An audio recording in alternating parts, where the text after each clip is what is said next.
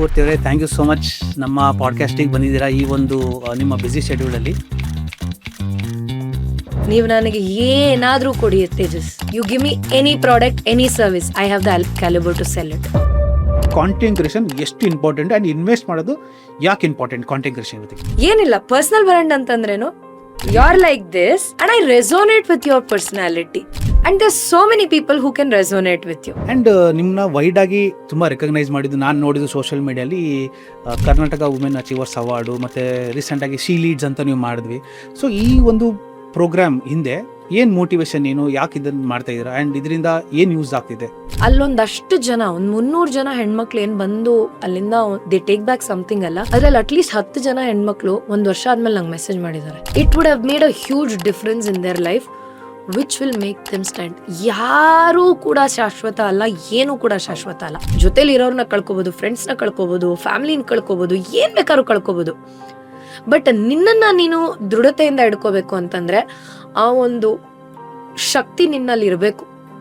ಆ ಶಕ್ತಿನ ನಾವೇ ಬೆಳೆಸ್ಕೋಬೇಕು.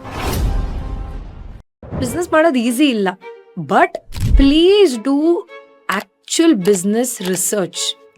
ಮಾರ್ಕೆಟ್ ಸೆಗ್ಮೆಂಟ್ ಫಿಟ್ ಅಂದ್ರೆ ಈ ಮಾಡ್ತಿರುವಂತ ಬಿಸ್ನೆಸ್ಗೆ ಮಾರ್ಕೆಟ್ ಫಿಟ್ ಇದೆಯಾ, ಡಿಮ್ಯಾಂಡ್ ಇದೆಯಾ, ಅದಕ್ಕೆ ಒಂದು ಬೇಡಿಕೆ ಇದೆಯಾ, ಅದನ್ನ ತಗೊಳ್ಳುವಂತ ಕಸ್ಟಮರ್ಸ್ ಇದಾರ.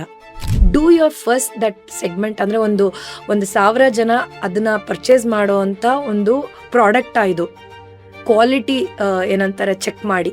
So there is a lot of way you do it. Business ಮೆಂಟರ್ನ ಫೈಂಡ್ ಔಟ್ ಮಾಡಿ, ಇಂಪಾರ್ಟೆಂಟ್, ವೆರಿ ವೆರಿ ಇಂಪಾರ್ಟೆಂಟ್.